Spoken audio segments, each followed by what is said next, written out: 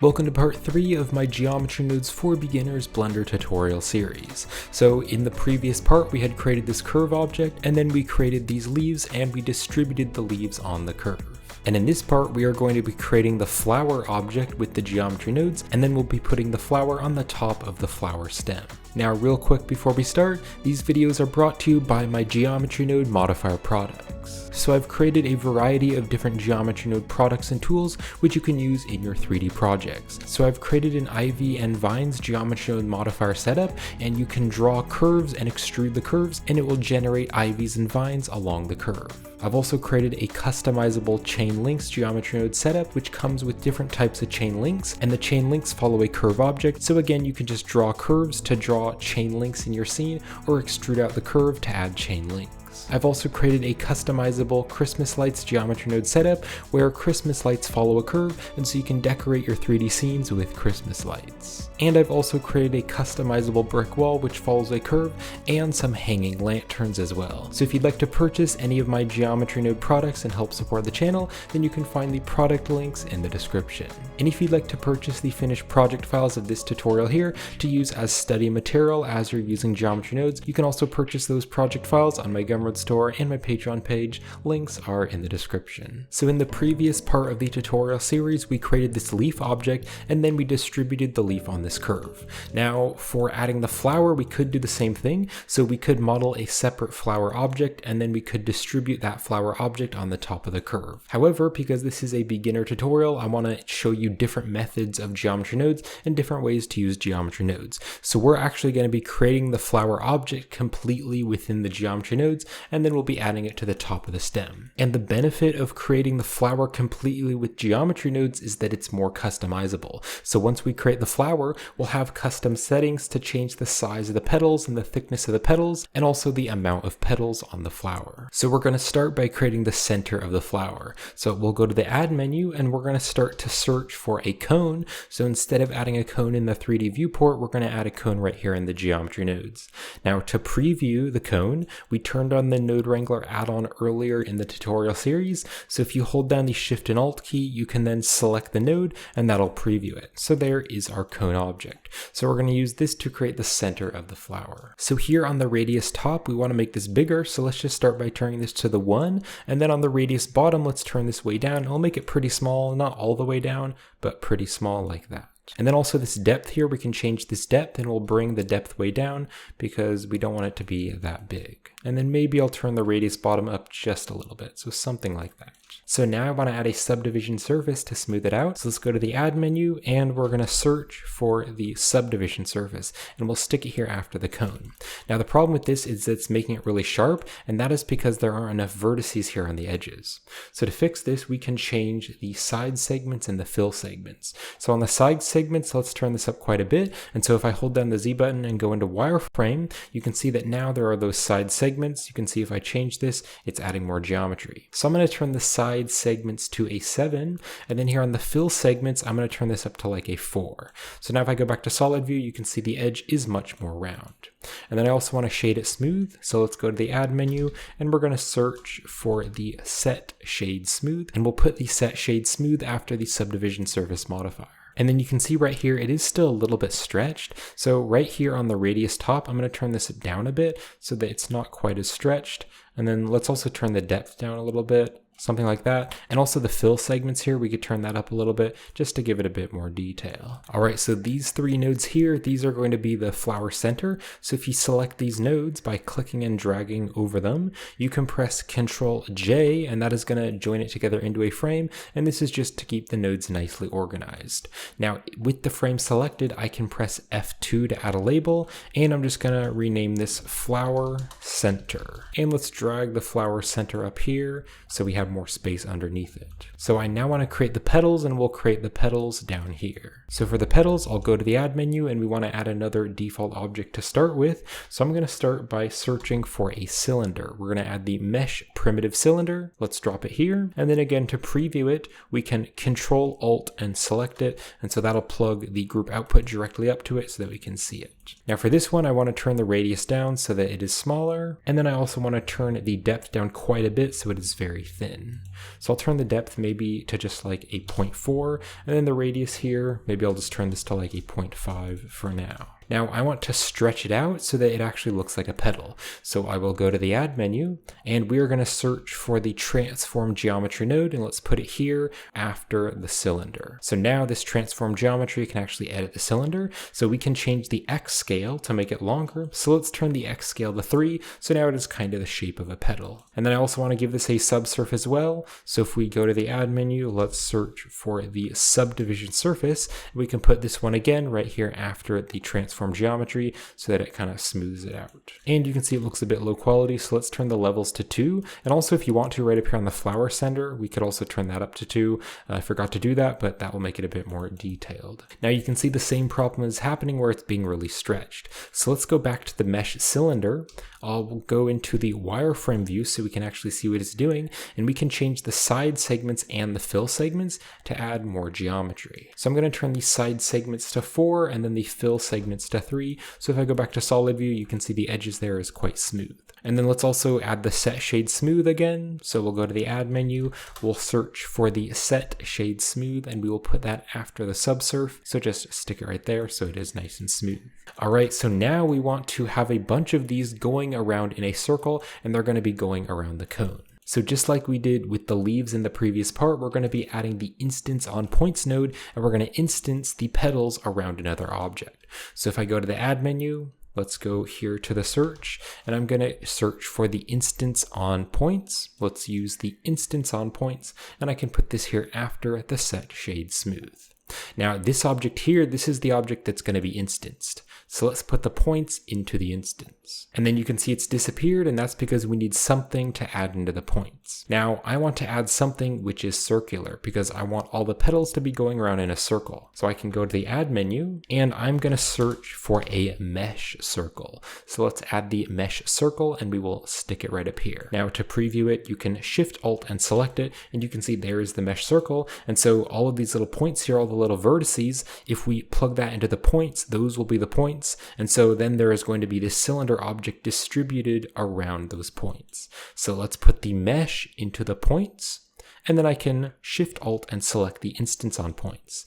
Now you can see it's a big mess here, but that is because they're all overlapping. So if I just use the transform geometry right here, if I click and drag down and then drag back and forth, if I make these really small, you'll be able to actually see what they're doing. So if I make these a really small number, you can see now they are being instanced all around the circle, so it is making a circular shape, but they're really stretched out. But I will just undo that. I'm going to leave the scale values how they are. Now, if you want to change how many there are so that they're not overlapping, we can change the mesh circle vertices, because the mesh circle is going into the points, so all of the vertices on the mesh circle are going to be points to be distributed. So let's turn the vertices down, and if I turn the vertices down, there's going to be much less of them. So let's turn the mesh vertices just to like a 10, and that way there will be 10 petals. But you can use this to control the petals. Now we can change the scale later, but another problem that I want to fix before that is that all of the petals are going in the same direction. So they're all going back and forth. But I instead want all of the petals to be distributed, and I want them to come out going around in a circle. And so what we need to do is put some sort of data into the rotation,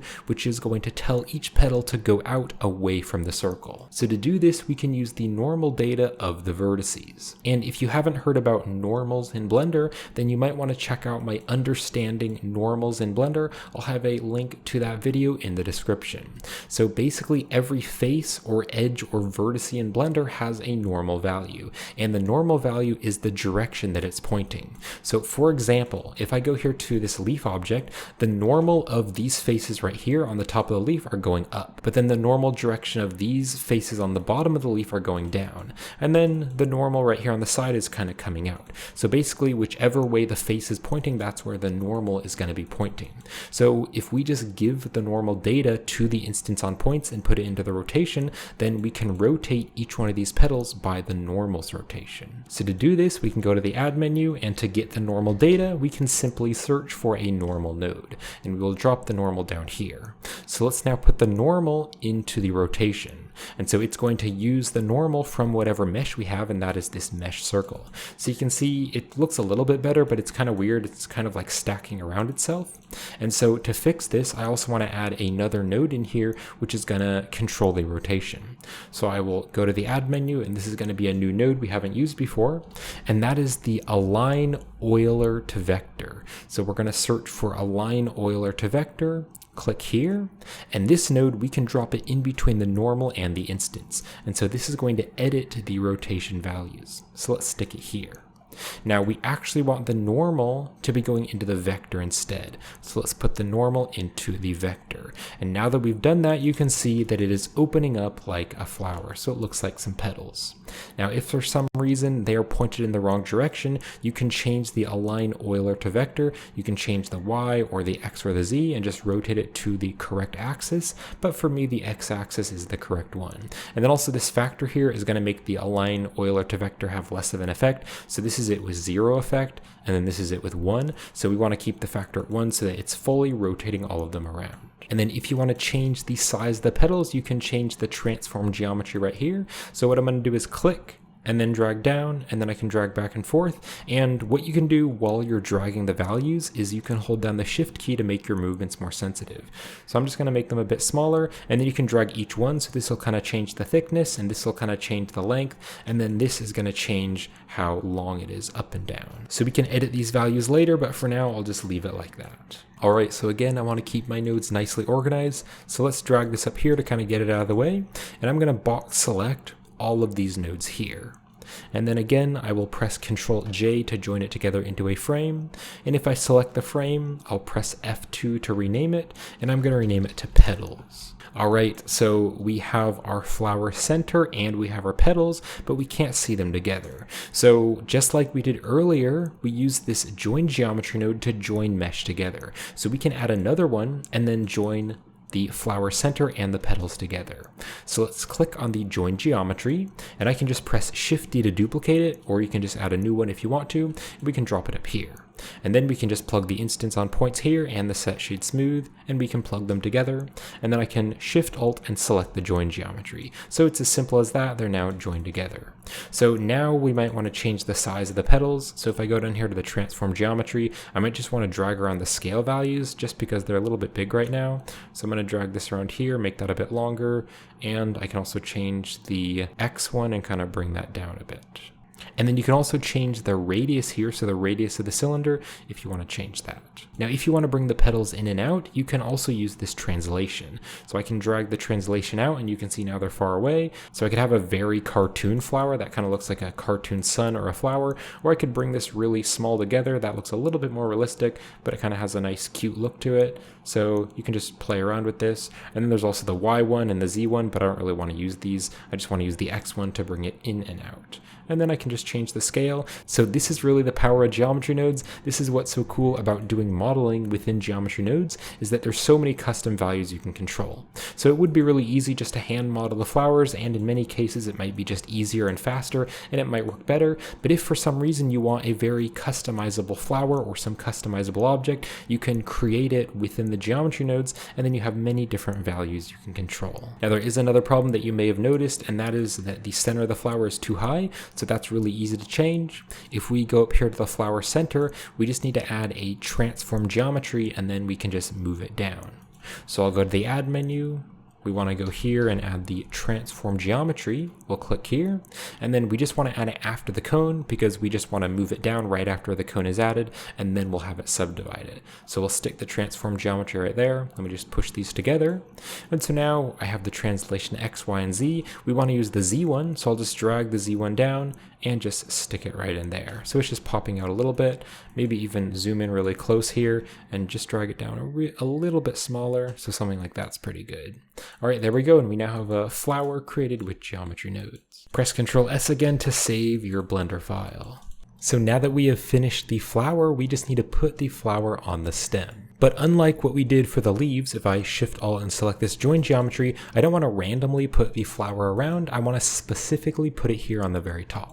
So I'll just Shift Alt select the join geometry again. So we're going to start by adding the same node. So if you go to the add menu, we're again going to search for the instance on points. So it's this one here, instance on points, and we're going to stick it here after the join geometry. And let's also bring the group output right up here, and then we can also move them over. So the join geometry here, this is joining the flowers and the petals together. So the join geometry actually needs to be going into the instance. And then for the points here, we actually want to use the very original mesh that we started with, or the very original curve that we started with. So if I go way back over here to this group input, we want to take this original curve and we want to put it right over here into the points. So let's drag this over, and then if you push to the end with your mouse, you can see it'll move around, and we're going to stick it right up here and put it in the points.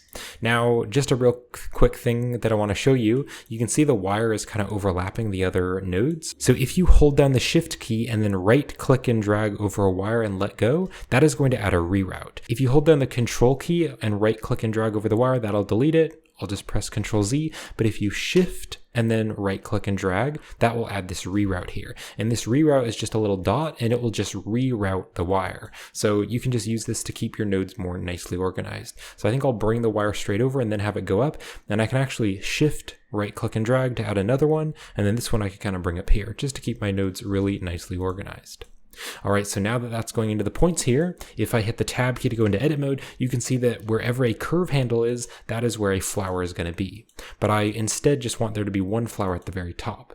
So we need to add another node, which is going to give it information of where all of these points are, and we can just tell it to use the first one. So to do that, I'll go to the add menu, and we're going to search for the endpoint selection. Let's click on the endpoint selection, drop it down here, and we can put this selection into this selection value on the instance on points. So this is giving it more data. So there is now a start and an end. So if I turn this to 0, you can't see the flower at all. But if I turn the start size to 1, actually I want to turn the end size to 1 because it's at the end of the curve. Now you can see that the flower is just on the end of the curve there. And if you were to continue to turn up the end size, then it would add the second one. And then if you were to turn it up again, it would add the third one. So it'll just keep adding more and more. But let's just keep this at 1.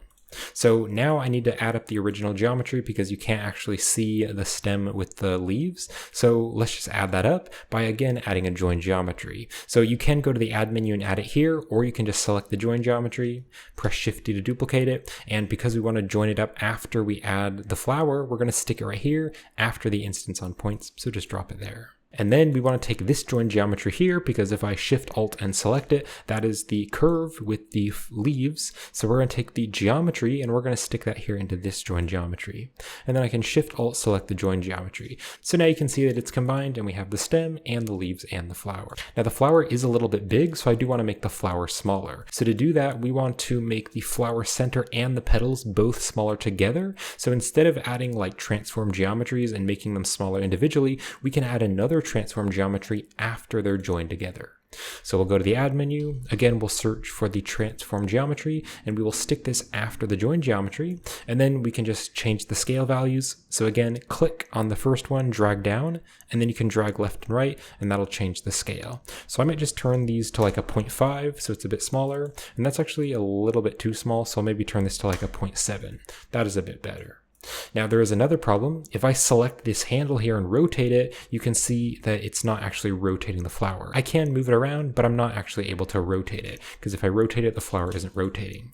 So what we need to do is give the flower the rotation data of the curve so that when the curve rotates, the flower will also rotate. So to give it the curve's rotation data, I'm going to go to the add menu and we're going to search for the curve tangent node. So curve tangent. Let's click on the curve tangent. We'll just drop it down here. So now the curve tangent, that is going to go into the rotation because this instance on points is instancing the flower. So if we put it into the rotation, it's going to control the rotation of the flower. So now if I rotate it, you can see it is kind of working, but it's kind of like rotating at an odd angle. And that's because we again need to add the align Euler to vector. And it's the same setup that we did right here, so the align Euler to vector. So again, we'll go to the add menu, we'll search for align Euler to vector, and we can just stick it here in the wire between the curve tangent and the rotation. So when the wire turns white, you can click there and that will plug it in to that setup there. And then again, we want the tangent to actually be going into the vector instead. So now you can see that it's at the wrong rotation, and that's because we need to change the rotation axis here. So there's Y, but we want to change it to Z. So now if I rotate this, you can see it's going to follow exactly the rotation of that curve handle. So that is really great. And you can see that sometimes when I rotate this around, like if I rotate it kind of right over here, you can see that there's now a leaf which is going through the flower. So later in the tutorial series, I'll show you how to fix that so that the leaves won't go through the flower. All right, so all of these nodes here, these nodes are going to be joining the flower onto the stem. So let's just kind of bring these together to organize them a little bit nicer. So kind of stick these in there and bring them closer together like that. And then I can select all of these by box selecting them. We'll press Ctrl J again to join it together into a frame, and this just keeps it nicely organized, so it's easy to understand what everything does, because you can see this is kind of getting quite large, but if you take a look at each part, it's easy just to break it down because we've joined them together. So let's select this, and then we'll press F2 to add a label, and we're going to rename this to flower on stem. So those are the nodes which put the flower on the stem. Let's save this file again with Ctrl S. All right, so this is going to wrap it up for part 3 of the Geometry Nodes for Beginners tutorial series. So I hope you were easily able to understand, I hope you enjoyed it, and thank you for watching. So to continue the tutorial series, check out part 4, and I'll be uploading one part each day of the tutorial series on my YouTube channel, so when the next part is released, I'll have the link in the description, and I'll also put part 4 right up there on the end screen. And if you'd like to help support me and this YouTube channel to help me keep on creating these free tutorials, then a great way to do that is by checking out my Geometry Node products, like my Geometry Node Christmas lights, my hanging paper lanterns, my chain links, and my ivy and vines, and some other Geometry Node products. I'll have the links to all of them in the description. But I hope you enjoyed this, thank you for watching, and I'll see you in part 4.